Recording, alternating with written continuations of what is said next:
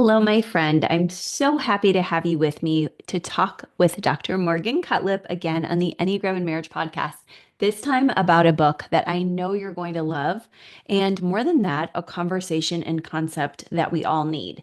Today's episode, as you know, is titled When Both Partners Carry the Mental Load, a better way to share with Dr. Morgan Cutlip. Based on her book, which I love and I'm holding up here, A Better Share, How Couples Can Tackle the Mental Load for More Fun, Less Resentment, and Great Sex. And Dr. Morgan is an Enneagram 9. She's married to a type 3, but she really helps us to disengage from power struggles that we all can have when we're in that space of feeling overwhelmed and overloaded and like we want our partner to understand us. And as you know, that gridlocked communication style can get into any and every marriage. That little moment where we have that fundamental attribution error that rises up and says, I do a bit more. I work harder. And even if it's your spouse where you're like, you know what, they do work harder, I'm going to acknowledge that. Sometimes we get so lost in the fog of what we could even do to help our partner because our partner seems like they're carrying it all. And when we try to help, they don't let us. So, we're asking those super tough questions today because Dr. Morgan has been studying this. You've already heard me do an important episode on this with Sheila Gregoire, who reminded us this issue of mental and emotional load and labor are the biggest issues in marriage today. And now Dr. Cutlip gives us the qualitative sampling where she gets into nitty-gritty conversations with lots of men and women who can really spell it out for us. What does it feel like? What does it look like? She's a five senses type 9. So I'm just excited for you to be here with us as she gives us very practical, grounded tips and tools and introduces her new book, which if you're listening live on Monday, make sure you grab the pre-order bonuses too. It's all in the show notes. Or if you're coming in a little later, excellent book. Oh my gosh, I actually got two copies for myself, audio and also just the physical you might have just seen if you're watching on YouTube. But I'm just so grateful because when I see a book that helps couples really get into their own therapeutic techniques together, it's exciting. It's like, okay, almost all you could need if this is a hot topic for you is in here. So it's a one-stop shop for you guys to just work with. And she'll even give you the how to if you're like, yes, we need a book we could go through together with our small group or with each other and allow ourselves to really sit with each week and process through. So I'm really excited to give that time to her to tell us about her passion for this topic, and I'm really grateful you, my friend, press play so that you could really invite health into your relationship. We have tips right now for you here, as well as inside of the book. So all of that's in the show notes. Let's talk to our friend, Dr. Morgan, right here. Dr. Morgan, we are so thrilled to have you back on the Enneagram and Marriage podcast. Thank you so much for joining Oh, us. it's always a pleasure to be here. Thank you for having me. Oh my goodness. Well, we love your work. As I said before you came on, this is a most critical, pivotal episode for people to be listening to, guys. If you've lost me at all, come back now. This is a moment you don't want to miss. This is the biggest issue actually out there for couples. Can you tell us about just a brief about yourself and about why a better share is so important for couples to know about as we work through this issue of mental load together today? Yeah, so I have been in the field of relationships for around 20 years now, mainly taking relationship theory, relationship research, and translating it into practical tools. And my dad has done the same thing for a very, very long time. He was kind of creating courses before that was a thing to do. And I worked alongside him for a while. But when I feel like this like major turning point for me in my life and in my work life, in my relationship, and all sorts of parts of my life was when I became a mom. Mm, And I talk about this in my first book, but just that transition to motherhood, the amount of changes that just happened to me, happened to my relationship, the amount of responsibilities that piled on, the anxiety I felt, all this sort mm, of buried me in mm. early motherhood. And I talk about that in my first book, but that was sort of like this pivotal moment for me where I recognized if this is so difficult for me when I've been living in the world of family science and psychology and relationships for all these years. If this is so difficult for me, there has to be, this sort of common thread in this experience in motherhood. And the other side of that is Mhm. that that experience dramatically shifted our relationship. The So I shifted as a woman and my experience as like an individual, but our relationship shifted. The amount of responsibilities that piled on just literally overnight, the way we navigated those together, and the rapid pace at which resentment started to grow, at Mm. least in me toward my husband, was absolutely shocking. I'm married to a wonderful man who I love very deeply. But I was Mhm. like, where is this? I'm so mad at you all of the time. And so out of that experience came sort of like the motivation for my two books. And so the second one, A Better Share, is and the subtitle is important. So it's how couples can tackle the mental load for more fun, less resentment, and great sex. And Mm. came out of my experience, which is that I was absolutely buried, developed a lot of resentment, and it just really impacted our relationship in such a deep way. So, A Better Share helps couples to really think of the mental load or how they share responsibilities in the home as a relationship issue. It's not just a logistical issue about who does what, but Mhm. it's a relationship issue that will breed resentment. It will impact your sex life. It will lead to disconnection in your relationship. And so we have to approach solving it that way. And something I'm excited about with this book is that almost all content on this topic really makes the husband the enemy. Mhm. And I just don't believe that criticism is a great starting place for change. Mm. And so my book takes a different perspective, which is that it's the couple versus the world. Modern family life is really demanding. And so we have to face these things as a team. Mm. Thank you for sharing that. And that's why you're a safe person for this podcast. Seriously, there's a lot of good info for women that is just like, let's give some emotional candy so we can get them ruminating more all over social media. And you're doing this work so that people can have change. You're taking in time to research, of course, to get the complaints from men and women. And I see you patiently taking complaints from both. Also, as an Enneagram 9, for those who have known you on the podcast in the past, you're very good, as you say in your book, at trying to play the middle person to say, like, I really do see the perspectives. And I love how you didn't make it to just be a woman's issue. You're like, it affects everything. It affects sex, your fun. It's bringing about resentment. Some of you don't know have started, or maybe you're even listening before marriage or before kids, and you don't realize like you've got to get a hold of this now so that it doesn't start as badly. I just love your fight for marriage. You still have a beautiful marriage. So tell us the research, if you can, about this, because we recently talked about on this podcast how enormous mental load is, more than most other things, for actually hurting a marriage. Yeah, so there's research that exists out there which talks about, basically the findings are sort of intuitive, which is like Mhm. women carry the bulk of the mental load. They're the ones who are Mhm. doing the majority of managing these responsibilities. Even women who work full time, because this is like a rubbing point, especially when couples talk about it. Men tend to kind of get a little defensive.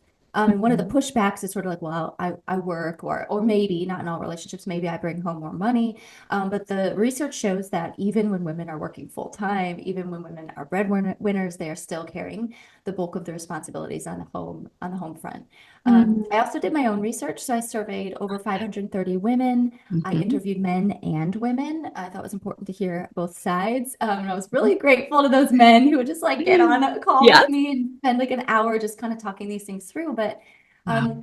things that I found, were things like, what is one of the main outcomes of feeling like your mental load is unfair, and it's resentment. It's this desire to like, or lack of desire, I should say, to really like engage with their spouse in meaningful ways.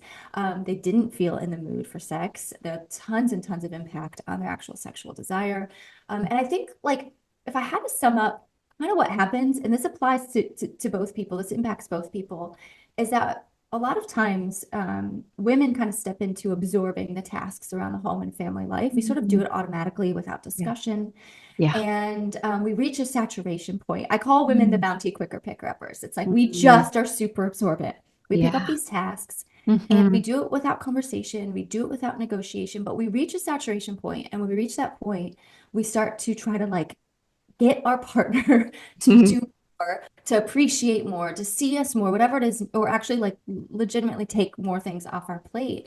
And if Mhm. they don't meet that challenge, women tend to will respond in two ways. We'll either disconnect or we'll get louder. Mhm. As we get louder, we start to sort of occupy this role as a nag. And so what Mhm. happens is that if it's a husband and wife dynamic, the wife starts to become almost like the mother, to the Mm-hmm. husband, and he starts to be seen as another child. So it creates this parent-child dynamic, Yeah. which is not good. And a lot of people will talk about this from the woman's perspective, but it's not good either Mm. way. He's not Yeah. enjoying being nagged. She's not enjoying fulfilling that role. It's not conducive to a healthy sex life, and Mm. it usually results in more disconnection and distance. And that's sort of like the dynamic that I see come out over and over again when I read the research, when I read the qualitative responses, and when I talk through the Mm. interviews with people.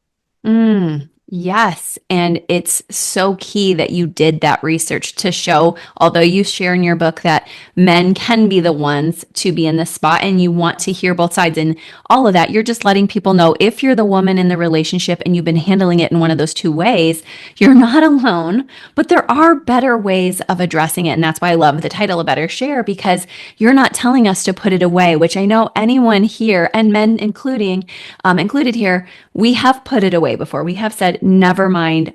Even reframing some of us sevens out there, I like it. I'm a good planner. And yet, even if you like it, am I right here that it doesn't mean that resentment and exhaustion can't pile up? Yeah, I think that's this is what like this book was so tricky to write in some ways because Mhm. there's so much nuance Yes. to how couples operate, to what their situation is, to how Mhm. I mean, mental load is not talked about with much nuance. And I was Right. like, I want to be in the weeds. Let's really pull this apart because there's a reality, like, for example, my mom, Mhm. she love and I do, I love caring for other people. She really loves caring for other people. Mhm. And so Mhm. doing the things to care for even when I was growing up, doing the things to care for my sister and myself and my dad and to like really nurture our family, like that was fulfilling to her. She enjoyed Mhm. it. She was good at it. But there's like that tipping point that can come when you're actually doing a little bit too much or you're not there's no reciprocation potentially or there's no appreciation. And Right. so there is that tipping point. And I think that's what's tricky about navigating the mental load in couples relationships is like, and I don't know if you've had this experience, but there Mhm. are moments where everything feels really good. And then Mhm. one or two more things show up in my life. And Mhm. that puts me over the edge. And all of a sudden, like I'm not good. And it's like Mhm. from one moment Yes, to the that is, yeah. next, it shifts. And it's like, wait, in my, and if you can't talk about this in your Mhm. relationship without it Mhm. spiraling into a fight, it becomes really hard to navigate like all of the fluidity that exists in Mhm. the mental load because the mental load is shifting Yes. basically every single day and definitely depending on the season of life you're in. I mean, think about the holidays, how much fuller it is during that Right. time of year. So, And you have all yeah. those birthdays then as Oh you're my gosh, yeah. my gosh, that just It's adds like a to it. nightmare time of year. Right? It's like gorgeous and awful at the same time somehow. Oh my Um, gosh. no, Yes. I get it. As we were talking before we got on seasons of life, like fascinatingly, every listener needs your book so badly in this way too for our kids. And I love how you have a whole section, guys. She has a whole section for kids with this, which is genius because we want to teach them well. Yeah. But I'm just saying, like, my daughters have picked up on it with my husband too. And again, I'm not blaming him because I like it. And I even heard him the other day trying to talk to one of my daughters and be like, so I think you could do this with dance, my eldest, not Melody, who's graduating, but my eldest. And he's like, while you're pursuing your clinical psychology doctorate. And she was trying not to sound arrogant to her dad, but she's like, Dad, mom and I have covered this out. We've prayed it out. We've thought it out. Mom has asked me all these questions. And I felt annoyed that he was taking us backwards. And then I was like, no, Mm, he's trying to get in there. But I've been carrying yes. the mental and the emotional load. So you trying to get women to share it is like so key. And I just want to name that Yes. like it's not all the guy's fault.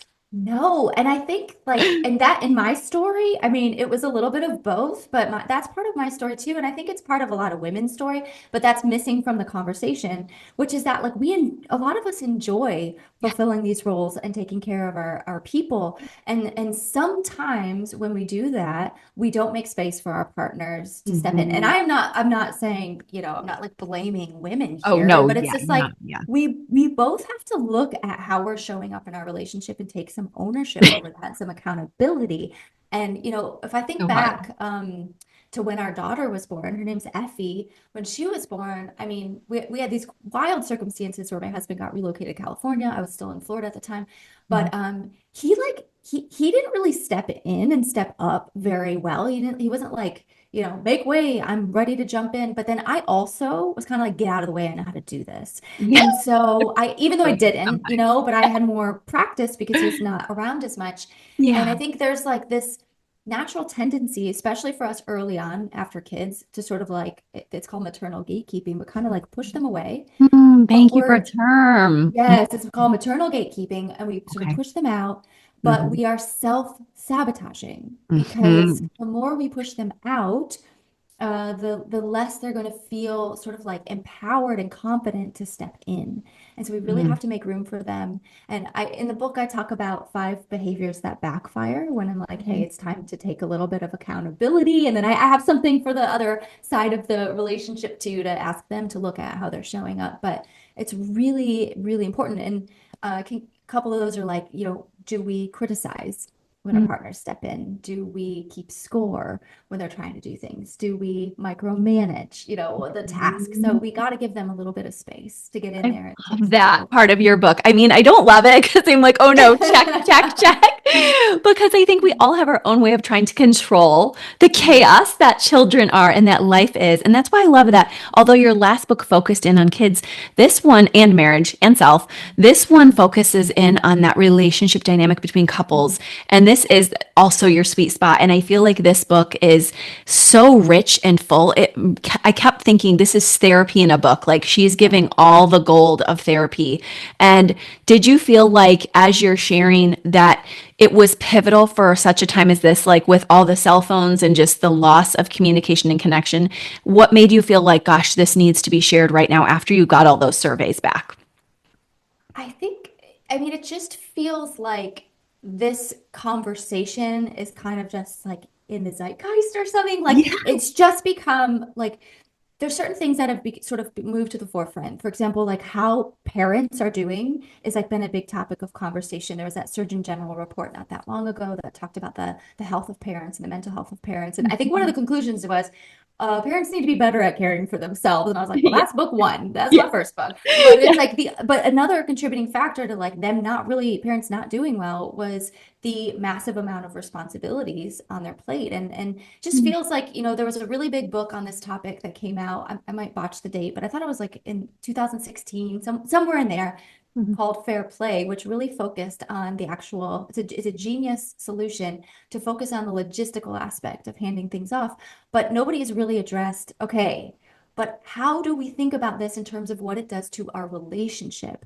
And if you Mhm. cannot talk about it, or you struggle to talk about, so many couples struggle to talk about difficult things because it Mhm. unravels into this big argument, and then they avoid bringing it up in the future. So they get more and more entrenched in not being able to talk about things. So if you can't talk about this Mhm. topic and we Mhm. don't frame it in terms of how it impacts the relationship as a whole, then we're sort of missing some important pieces. So I felt like it's the right time Mhm. to really like lean into this conversation to add to it. And it feels like it's just culturally the right time as we're talking more and more about what it's like to be a parent these days. Yeah, I think you're right. And I think that back in the 60s, people were saying, okay, we've got to have more women's liberation. And then Mhm. we thought it was just going to be happening from there. Oh, men are aware and that's going to do it. And Yeah. instead, you're bringing us these more complex dynamics. Like there's going to be this maternal gatekeeping. There's also going to be guys who feel what you talk about in the book are like almost a sense of shame when they try to help and then they either experience the gatekeeping or they experience doing it wrong and then they just say, forget it. So, what are a few things that couples can do now that we've established, gosh, this is the time, we must have this if we want marital joy? What are a few things they can do to still get the help that obviously these caretakers need so they don't carry all the mental load, but also not make it a way that's like, it has to be 50-50 because we love how you've talked about that too. And you might want to repeat that too for those who haven't Okay. yet read. Yeah, so okay, I do want to say like shifting this in a lasting and meaningful way is like a slow grow. And I Okay. hate that actually. Yeah. Yeah. It really, Thank you it's like though. so not satisfying to be like, It's going to take some time. It's going to take some adjustments, but I just want to put that out there. So my Thank you. suggestions, yeah, my This was suggestions your aren't like, Enneagram 9 that was even able to oh, take this huge topic. I'm not kidding you. It's the most important one, but it's probably, yeah. So go on. yeah, it's like I know it pains me not to be able to like say do this and you're good to go. So Yeah. I Yeah. think the first, yeah, I feel like first we got to have like a strong base to work from when you enter into trying to shift this in your relationship. And Mm, so there's like a couple shifts in almost like how we think about it that I think are important. So one of them is that you have to align as on the same team versus the mental load in the world. I mean, if you think about what families are up against today, it's wild. The cost of living is incredibly expensive. Where mm, most homes have two working members. You know, it's not like, of course, there are stay-at-home moms and there's stay-at-home dads, but for the most part, you know, both people are working, which adds a different dynamic to family life. We have the distraction of our devices. We have hustle culture. We have this like constant feeling like we need to be productive. We mhm. have multiple outlets of which to compare our lives to, our success to, our parenting to, our marriage to. So we Mm, have all these shoulds that we sort of yeah. are battling with. And I think all of these things need to be clearly articulated and defined as the enemy to your relationship. These are the things that are going to try to like get a wedge in there and drive you apart. And it's just modern. Oh, and the intensity. Oh my gosh, the standards of our parenting these days just like add to the load exponentially. So that has to be Mm, acknowledged. But so the first step is like, okay, let's look at the reality of modern family life and it's demanding, and mm, so we are together, and that modern family life is going to create problems between us and struggles, yeah. unmet expectations, all these things. But ultimately, it's us versus that. Yeah. So you are not my enemy. I'm not your enemy. That's the enemy, and we're going to figure this out. So that's the first shift that needs to happen. Okay. The second is Good. and something that makes it a lot easier to talk about your relationship because we tend to avoid that like the plague because we're Mm, sort of like we go through all our dating relationships hearing can we talk as like the gateway three words to breaking up. And so yeah. it sort of Oh, like triggers this wow. You're right. I didn't anxiety. even think of that, Yeah. Morgan. Yeah, I know, right? Anytime you talk Wow. about your relationship before you're in a committed relationship, it's because it's probably ending. And so I think we've been primed to sort of adopt this belief that like we are only going to talk about a relationship when something is wrong, Mm, because that's the only time we've ever really talked about it. mm, And so we have to instead shift our thinking. And it's like, I mean, we're going back here to like grade school. We're talking about growth mindset. Okay. So it's mm. like we got to go back to that. But the mindset around a relationship is that a relationship is always needing something. So life, like I already explained, will drive a wedge in your relationship. It will pull you apart. It will create disconnection. And if you believe that to be true, and we all experience it, then we Mm, should also know that there's always a deficit somewhere in a mm, relationship. There's always something that's not quite, you know, as good as it could be. And mm, because of that, it means we got to regularly kind of check in, touch base, and talk about it because it's mm, just normal for a mm, relationship to need something. And once we mhm. can kind of So good. diffuse some of that defensiveness, it sets us up better to enter into these conversations around this topic that tends to be like pretty tricky for couples. Okay, so it's first setting a stage that no one's the hero, no one's the villain, and it's Yes. also knowing these conversations are not one and done. No. As you and I were talking before we got on, like we've both had the sex talk with our kids multiple times. Why Yeah. wouldn't we think in our own marriage we need that multiple times? We need the conversations about mental load multiple times. It's ongoing work. So for those of you out there who are relationship idealists like me at times, know that you have to allow for these maintenance, these sustainability checks. And you have ways in your book, even, which I love for couples to do that. So there's somewhat of a system, right? Yeah, so the book goes through four areas that couples need to share. So that's Mhm. perspective, expectations, accountability, and ownership. And so I go kind of like deep into some of those, and then this is like my style. I go deep, and then I like come out with a practical application, Love that so style. couples can actually like put it to use in their relationship. And at the end of each chapter, there's reflection questions, and it's two sections. So it's if you're just reading it alone, how can Mhm. you do this work on your own? And if you're Love doing that. it together, there's the couple work. But ultimately what it's taking them toward is a regular check-in meeting. I call it a share meeting. Um, and that's where they come together and they regularly check in on how things are going in the mental load. And, I don't remember if I just already said this, but the desired outcome is not actually to share these things 50-50, but it's to find fairness in your relationship because a feeling of unfairness is what will breed resentment. But if it Mhm. feels fair, but here's the problem is that fair is subjective and Mhm. fair, we were talking about this before, is like Yeah. fair changes moment to moment. And so the reason why you need to continually and regularly check in on your relationship in these areas is because the mental load is always changing and because fair is always sort of this moving target. So you want to touch base. And there's like all of these like other, and I give like a very clear agenda for how to do this in the relationship. So you stay, in the book, so you stay on track. But there's Mhm. all these like side benefits to doing this, which one is that you get good about at talking about your relationship because if you do it a lot, it's not such a big deal anymore. And so what Mm. once felt maybe uncomfortable or mechanical or awkward starts to become a normal rhythm of your relationship life.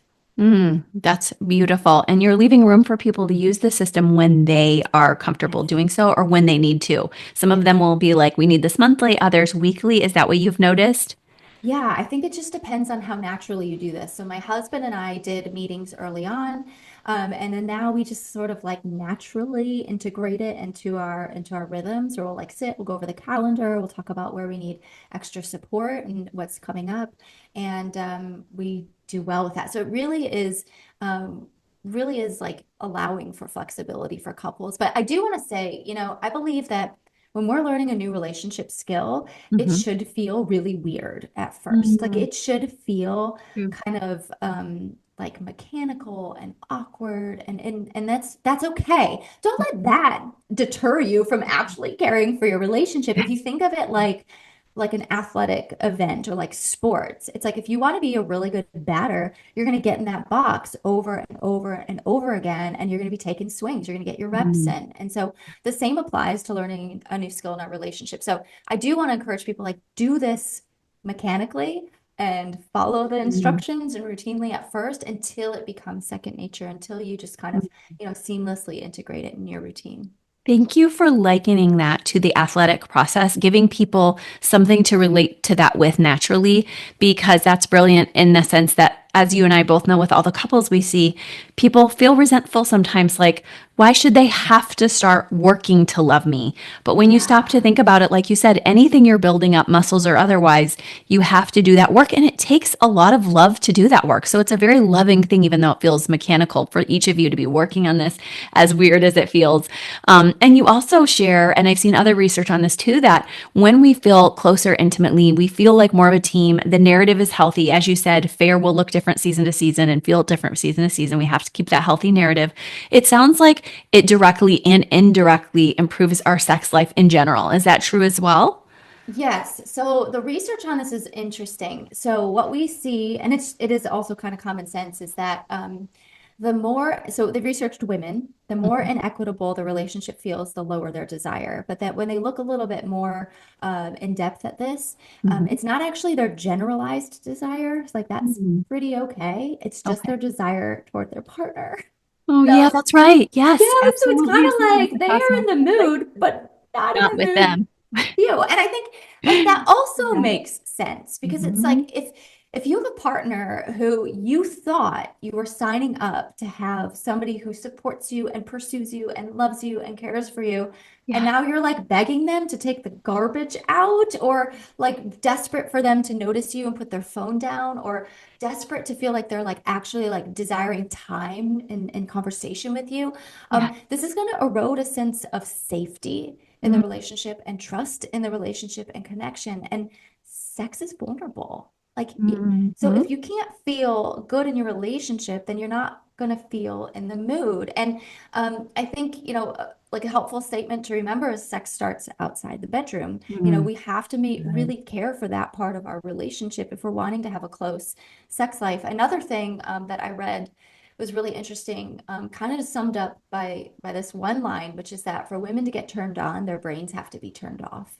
And so like that's the Mhm. other piece. So you have the relationship piece, Mhm. and but then if we have these busy, overwhelmed minds who are also navigating resentment and Mm. frustration in the relationship and all of these things. It's just like we can't even find the space to find our desire. And, going back to too what I said about the parent-child dynamic, that's not a sexy dynamic. So it really is impactful in this part Mm. of our life. And I don't know really if anyone's talking about this much, but it needs to be talked about because sex is relational. It's Mm. not just something separate from the whole of the relationship. So when that starts to erode, it leaves relationships open to vulnerability, usually leaves one or both of the partners feeling really unwanted and disconnected. Mm. And unless both partners agree they don't want to have sex, that's the caveat here. But it really has a pretty profound impact on the relationship. Thank you for just helping us to remember that. I am somebody who's been married for over 20 years and together with my husband almost 30, and we still need these reminders. So Oh it yeah. isn't like a one and done. It's this all goes together is something that's very important to your whole book and to every listener to know. If you're ever in that mode where you're like, I like to compartmentalize things, it just helps my brain. I get that. I do that too sometimes. But when it comes to our emotions, they can't be just kind of off put. It sounds like we actually have to integrate and say, we need to take care of our mental load so that we have the mental space to want our partner and not have fantasy about others. We have to be able to want to help our partners and not put everything on them. And that's hard because, like you said, most families are struggling economically and trying to just make ends meet. So, what do you say to the person who has two partners who feel like they carry a large mental load? I notice you address this in the book where you're like, we have different kinds of mental load. Is it about the narratives we start telling? Is it about setting boundaries? A little of both?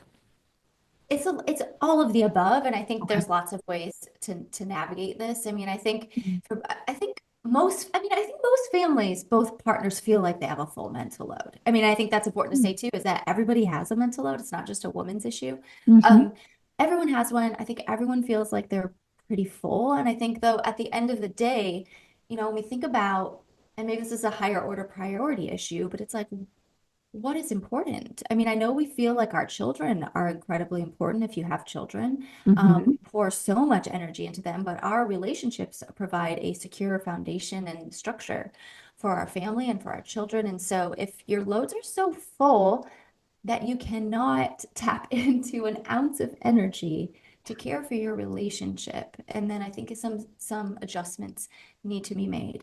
I also think Mm-hmm. that while both partners can have a full mental load, they might want support in different ways that you might have energy to give. So, in my own relationship, for example, my husband travels every single week for work for the most Mm-hmm. part. Mm-hmm. And so a lot of times I am just carrying everything until he gets home, or Mm-hmm. the majority of it until he gets home. And so what I need from him, because he's kind of maxed out as well, is that I need words. So what I can't get in deeds and actions, I need in words. And that doesn't take much. So if he can just let me know how much he appreciates what I do, that he notices all that I'm taking care of, all Yeah. these things, it fills me up to be able to continue doing what I'm doing in our family and our relationship without developing resentment. That's beautiful. And you recognize here the ghost quality of mental load that you talk about. And it's hard to even grasp what it is. So when somebody acknowledges it with words, it matters. Oh Yes. my gosh, that's beautiful that you have found that Yeah. workaround. Well, And I'm sorry. In no, my research, it was really I feel like it just supported what I thought, but like you kind of need to test out what you think, about these things. And when I asked women, what do you want most from your partner when it comes to the mental load? The number one answer by a long shot was more initiative taking, which is not surprising. But the second one was acknowledgement and appreciation. And that's mm, such like low hanging, it's like so easy to offer that. I mean, I think we were actually quite uncomfortable sometimes offering appreciation in our yeah. relationships. We need to really get better at that. Mhm. But it's like that doesn't require a whole lot of output to do Yeah. that for your partner, but it really goes a long way. It's so true. And it's been so fun hearing that with my daughters with their cycles too, which I've talked about on this show as well, that they want even appreciation and empathy about that from their dad and brother. And they have made no, qualms about saying that is I need empathy. I need Yeah. you to get it. My daughter, who's a 9, wants her dad wearing a simulated period thing around his waist. And she's like, I will dance 5 hours and then do this. And I want to let you know what it's like. And just the words that a guy can give of, oh, I'm so sorry. And honestly, when my husband just says, like, one of them will say, I have a stomach ache. And then he'll be like, why? They're like, why isn't he clued in on it? So, guys, even Yeah. those little things like checking in with your family and how they're feeling, whether you have a wife or daughters, this is important. And every personality type, as Morgan said here, will feel differently, whereas others will be like, I don't want to share that part. I want words of affirmation over here. Or, like you said, others will want actual help no matter what it is. They're an acts of service person. But you're saying the conversation has to carry forward so that the narratives become healthier. That will affect your intimacy life, help you to have more fun. You have so many more great tools here as well. Like I said, it's therapy in a book.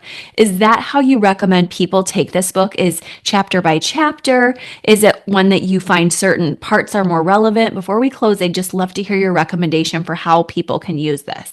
Yeah, that's a good question. I actually haven't been asked that. So, I think it's kind of like you got to know what you can handle. Mm-hmm. But I think like in an ideal scenario, a couple would each have their own copy and they Mm-hmm. would read it at this, they would like take their time, whatever. Let's come together on Tuesday and talk about chapter one or chapter two. And they would go through it together. You don't have to do it that way, but that would be my ideal recommendation because it really, like, my goal as I was writing this book is like, I want it to genuinely move the needle in relationships, but Mm-hmm. also I want it to be able to be received by both partners without conjuring up a bunch of defensiveness. Because this is such a tricky topic to talk about for a lot of couples. And so yeah, I think reading it on your own, coming together and talking about it would be great. And if you find you're like, wow, this section on expectations, like that's a lot to chew on, then I'd Yeah. say, okay, then take a minute and like take your time. I Mm-hmm. purposefully the chapters are short so that Mm-hmm. there is like a feeling of accomplishment. Yeah. I like short chapters where I'm like, I got through 3 chapters and it's like, 15 pages. But the Yeah. chapters are short, so you Yes, I can sort love. of like bite off little bits at a time if that's how you like to consume your information, or Mm. just like motor on through if you want. It's just kind of whatever works for a couple. But there's plenty of practical tools you can pick up along the way that you can start to put to work immediately in your relationship. Oh my gosh. Okay, thank you. And just thank you for recognizing the nuance of how different people go through books differently. And you're just destigmatizing whatever way people go through. And I loved how you're celebrating, like, I did this, like, I read a whole chapter. Like, sometimes a chapter of a book can be a life changing. So Yeah. I love that. I invite that. And before we end, I'm going to ask you just a couple fun questions so people Okay. can get to know you better. If you don't mind, the rapid rest round.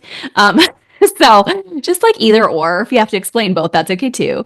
Netflix binge or nap time?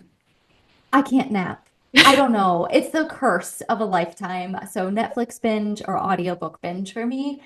Oh, Yeah, my husband can fall asleep in 3 seconds. I don't understand it. yeah, It's yeah. I've had to I just now I it used to bug me. Now I just appreciate that. I'm like, good for you. Yeah, good for you. And this is Yeah. your one wing also with your 9, like helping people to see that one like helps her to get things done because it's like orderly, but it also like, yeah, you're like, Yes. no napping. No napping. No. Okay, how about prayer journaling or prayer walking where you're talking out loud to Ooh. God? Oh. I think more prayer walking. So I start my Mhm. day Mhm. every single day in my devotional in my Bible and just like talking with God. So that's yeah, I don't journal. I know journaling is so good and like times I do it, I'm like, that's good, but I don't do it regular. Yeah. Yeah, you're like walking with God. This Yes. is the way. I love it. Yes. Okay, rest looks like yoga pants or real clothes. Real close. I don't feel my best in yoga pants Mhm. and I just feel like I carry myself differently when I get dressed. I've worked at home for a very long time, and once I committed to like I'm gonna do my hair, I'm gonna do my makeup, I'm gonna put some clothes on, I feel 1,000 times better. Even in motherhood, I feel better. So Yeah. Oh, that's beautiful. Thank you for, yeah, that's the opposite of what a lot of people say. And I love that sense of like the peace that you feel from that. It's beautiful. And then also the last two, perfect rest day includes people or solitude. Solitude. Easy. Yeah. There's her nine. Yeah, I have to be. Oh my gosh. I mean, that's why the travel kind of works okay in our relationship. I don't know what I'll do when he retires. But like I really like being alone a lot. A Love lot. that. That's beautiful. Okay. And for your rest fuel, we know you're not napping, coffee or tea or something else. Mm, I should be doing tea, but I have been doing coffee because I just Okay. love coffee. But there's I a get lot of good excited. things to Oh, coffee too.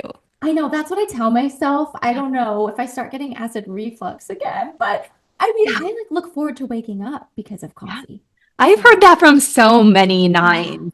Yeah, it's so good. It is good. And it's actually like I heard on, I cannot remember the doctor's name, but on the Mel Robbins podcast, which we know is the number Yes. one podcast, Oh my he gosh. said coffee was good. The doctor on there. Okay. Okay, I'm in. I'm in. I You're just good. selectively consume coffee is good information. You're good. You're safe. Oh my gosh. Well, thank you for this beautiful time, this number one most important marriage issue. Please tell everybody where they can find you, your amazing Instagram. I know you've been on Good Morning America in the past, you're Oliver speaking, but also especially the book where they can find that. Sure. Thank you. I always love sitting with you. So they can find me on Instagram, which is just Dr. So it's Dr. Morgan Cutlip. My website is the exact same, drmorgancutlip.com. And then my book, A Better Share, How Couples Can Tackle the Mental Load for More Fun, Less Resentment, and Great Sex, is available for pre-order everywhere books are sold. And I don't, did you know this? Okay, this is wild to me that I just realized on Amazon when you pre-order, which is like the greatest gift you can give an author, Thank you. Yes. it on Amazon, unless it's a debit card, I think there's a caveat, it doesn't charge you until right before the book ships. Oh, that's fascinating. I So never I'm like, wait a second. I thought I was asking people to spend money before they get anything, before they. but I believe that they don't actually have to spend the money until it ships. So Oh my gosh, yes. I Thank you for checked in a few places and I think that is like true information. But yeah, the pretty much anywhere you can buy a book, it's there. So That's great. And if you're like, I'm budgeting for a little later, it comes out April 8th. It can make a great Easter present. And like you yeah. said, budgeting for when it comes out versus early if you're on Amazon. Oh my Yes. gosh, great tip.